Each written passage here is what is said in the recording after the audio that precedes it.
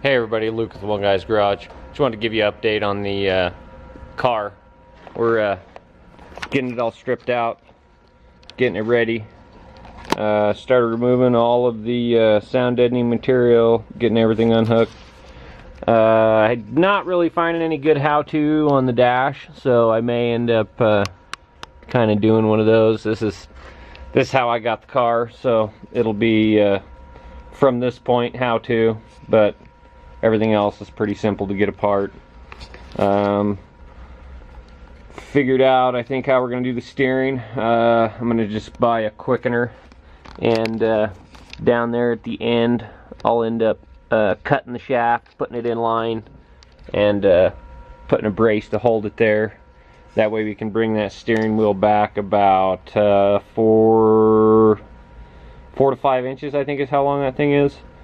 But once we get the cage in, which that's another thing, the cage is going to be here end of this week, by this weekend, hopefully. And that's why we're getting everything all prepped, getting it ready.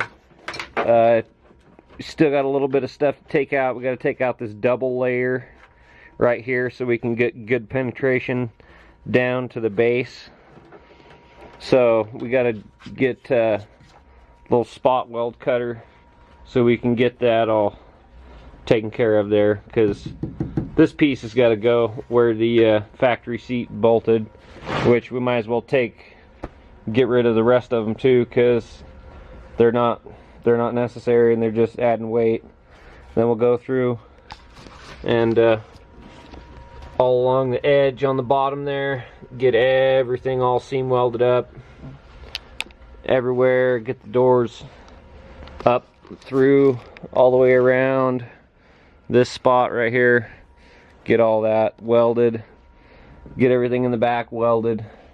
I've been thinking about doing a little bit of custom firewall work right here, because I don't like the way that all of this kind of connects right here and blocks access to the strut tower. So I think what I'm going to do is put my light back up here where I had it earlier, is cut this right here, cut it down here, and just cut that all the way across, cut it out, and that way we've got some more access here. And then I can just come straight down with a flat plate and make a little angled piece that comes up towards the front here, and make sure we get these access ports where they're easy to get to. So we may have to do a little something special there. Maybe come further forward and just make a straight down box right here so that those are easy to get to if we have any fuel problems at all on stage or in any rally event at all whatsoever. And I'm eventually going to do a fuel cell in the back.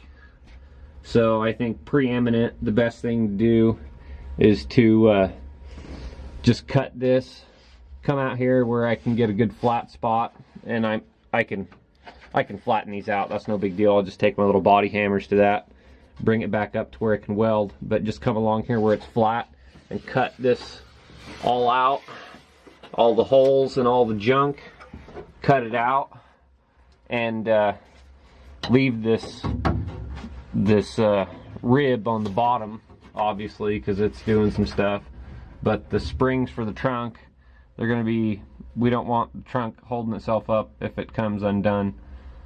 I'd rather have it bounce up and down, which it shouldn't come undone, because I think I have figured out a way to do a like a hood pin for the rear, which will be nice.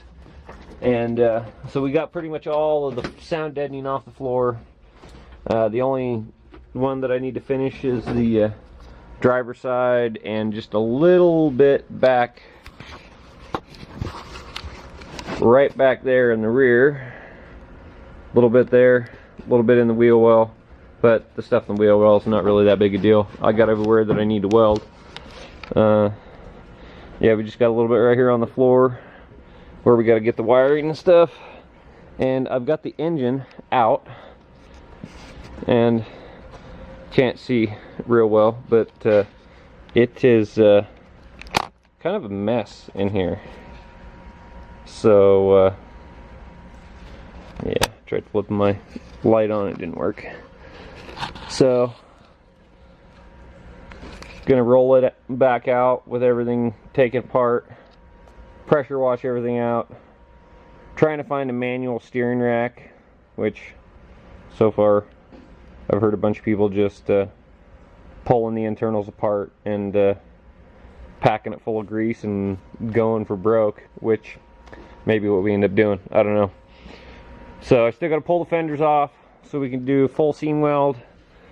I'm not sure if the cage kit, because it's a homologated cage from I think it's from Rally Sport in England. It's a T45 cage, nice 095 cage, and so I'm not sure if it comes with plates for the top or if I'm gonna have to build plates, but either way we're gonna reinforce this with a plate and come down the side a little bit, probably just come all the way down and tie it into that subframe there, both sides.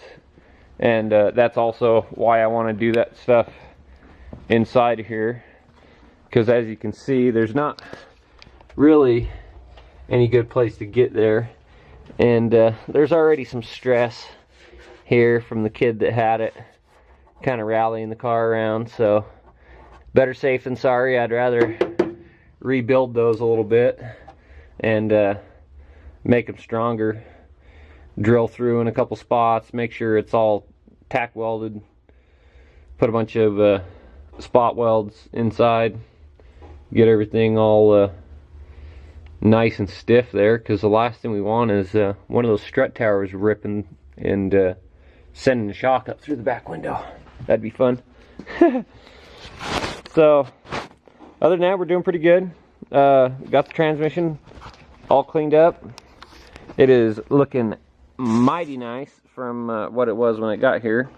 This thing was an absolute grease pit when it got here. The only problem that I'm having right now is finding a starter that fits this little hole.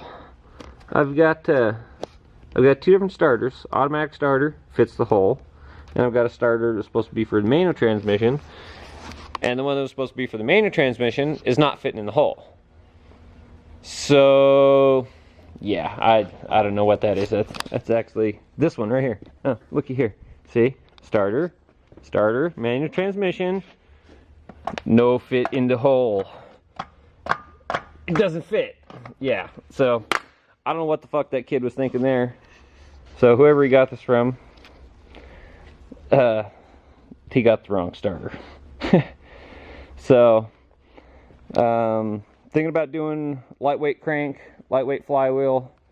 Gonna see where we can find a good price on those. Pretty sure my Hot C pressure washer, I can crank it up all the way and strip the jackass bed liner Rising Sun over the scuffed up paint hood, because let's face it, with it stripping like that, it looks like shit. Otherwise, it actually wouldn't be that bad. So, because that red's pretty close to one of the colors that's I'm trying to incorporate into the wrap.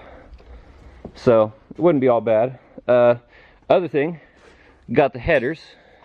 We had to do a little bit of heating and a beating on the old headers here, which, as you can see, right there. But for 80 bucks, I'm not complaining too much. But what the problem was is this flange was not parallel to that flange, and it was squoze together, and they had a little nut weld them together right here, and I mean, it was like my pinky. So that's how much they were off when I got them. So bend them out, straighten that flange, And what do you know? Bada bing, bada boom, they fit. So, not too bad there. Still have to get this engine cleaned up. This power steering pump was just puking absolutely everywhere. Like, it was disgusting. Which, once I looked at the design of the power steering pump, it made perfect sense as to why it was doing it, but it was like, Subaru, what the fuck were you thinking when you did this? So, yeah. Other than that, this side's not horrible. You can see where it's obviously been seeping across and coming down, and also spilt oil and whatever. We'll clean it up. Hopefully nothing major comes out. This timing belt has got to go. It's toast. So, yeah, that's another deal all in of itself.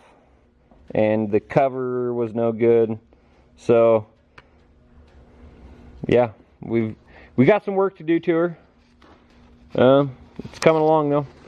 Hopefully we'll be ready by at least the Idaho City rally, and gonna try and get enough money rounded up to make it to the Oregon Trail rally if possible, but I don't know. We gotta get the car done, so it's gonna be tight.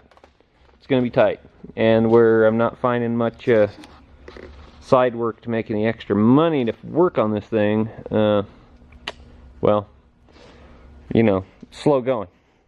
So that's where we are on the car. We're coming along, and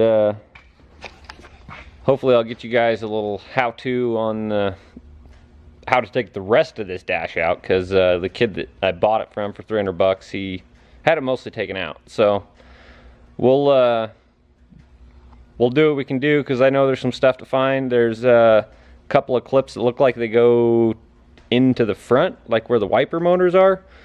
So that's going to be interesting, because they're plastic, so they may just break, and yeah, that's going to be fun. So we'll figure that one out, and maybe we'll figure it out together, and we'll catch you guys next time around.